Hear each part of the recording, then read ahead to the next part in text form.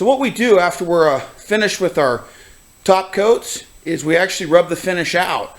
That gets rid of any bumps or little slight imperfections in the finish, and then we'll polish it back. So this is the start of rubbing out the finish, or sanding it all down and polishing it back to a nice, beautiful shine. It looks very natural and will last for a long time. And the nice thing about this too is we have substantial amount of material that we coat these with.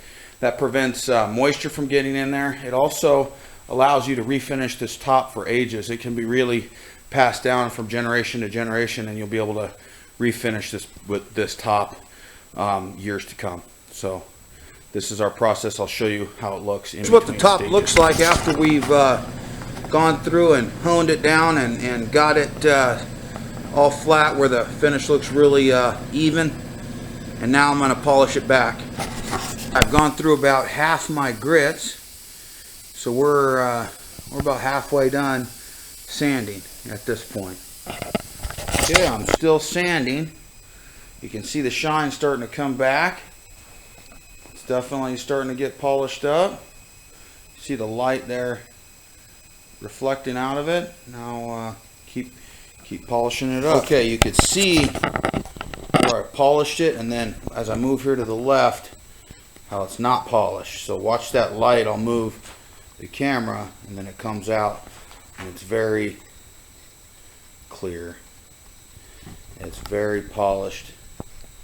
So I've done this section, and I haven't finished that section or the rest of the top. So you can see I really bring a brilliant shine out, which can be polished back into the top just about at any point in the life of the counter or the tabletop. So this is our material. It's really a neat product to work with. Okay, there we are, all polished up. You can see how nice that finish looks now. And I had a little bit of couple nibs, couple craters, couple imperfections in the finish, and we just go through and polish it up to a nice shine. We could leave it less polished. We can use, so what a lot of guys do on these tables is they'll use like a polyurethane, they'll use a lacquer, they'll use a conversion varnish, they'll use other materials, and they're very, very thin, and the thin materials will wear, and when you wear through them, you need to refinish your table. This, you won't need to reapply finish, you just polish it. It's really cool. Also doesn't let the water harm the wood, which any of you who have had a real wood table know that over time water will leave, it'll raise the grain, leave rings, do all kinds of things to the wood that you'll need to sand out and restain. This, it's not going to happen. The water's not going to hurt it. There's our finished polished table. We'll make the legs, install the legs, and this one was cut down to, I think 7 feet.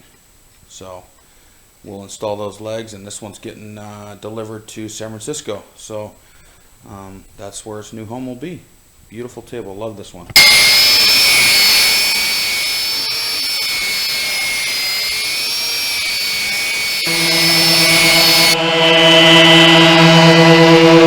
Okay guys, this is our slab after we surface it and belt sand. We'll go through and fill the crack now with some resin. We've stripped all the bark off the edges. You can see the cut edge, the chainsawed edge here. We'll go ahead and make this a straight cut. We'll round the edges a little bit. Keep it as natural as we can, but we want it to be functional where if you walk by you don't get snagged or you don't hit your hip on a sharp corner. So we're going to put the black resin in, and then we'll start our seal coats. Anything to say, old man? Not a thing. Okay, so what we did now is we cut the ends. We followed just the live edge, cut it and let it kind of free flow. Got the corners rounded so they're not sharp on your hip. We went and surface filled all the cracks and pits and voids and anything of that nature We did it on the underside as well. We belt sand and sand the underside so that as you sit at your table, your nylons and your clothes don't scratch on the table. It's really smooth. And then we also seal the underside so you never have moisture get in that table and start to expand and contract it too much. This color in this piece is going to be really cool. Right now it's just blonde, unsealed, but as we're going to go ahead and sand our resin off here, get it back down to the surface, and then we will start to put our seal coats on. But we'll show you the progress as we go. But you can see there's, if there's a little pit or void on the side, we go ahead and fill all those and follow that up. Okay, here we are. We're all sanded up. Slab is going to be really cool. Getting ready to put our first seal coat on there, and you're going to see how much it changes the color of the top from just a raw slab sanded down to rich and alive. Here we go. You can see the difference our finish makes in the color. So there's it unfinished, and that's what it starts to look like finished. It's a really rich color. Here we are, all coated. You can see what it does to that grain. Really pretty. Really cool piece.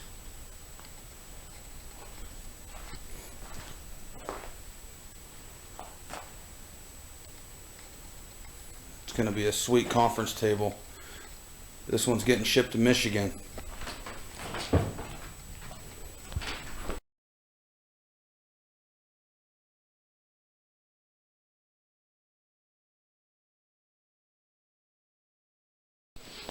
Okay, so what we're doing now is we're reinforcing wherever this crack runs through. We're going to reinforce it with some steel bars that we're actually going to embed in there and epoxy in. That really gives this table strength to last many, many years. So that's what we've done here is we've created a channel, and then those bars are hot. We've roughed the bars up so that the epoxy will bond real good to them. So see them all roughed, and then we'll embed them right into the table. We got little pockets that we router in for the legs. Here's our legs. We got these all ready to spray, but those get routed in so that they're level to the table surface, and it's real good quality. So that's what we're doing right now. Okay, here we go. Putting that bar in. Just gets embedded in there. So this is how they'll look, and then this is how they look after we flatten it all out. Then we'll sand it and polyurethane the underside, but this adds a lot of strength to your tops.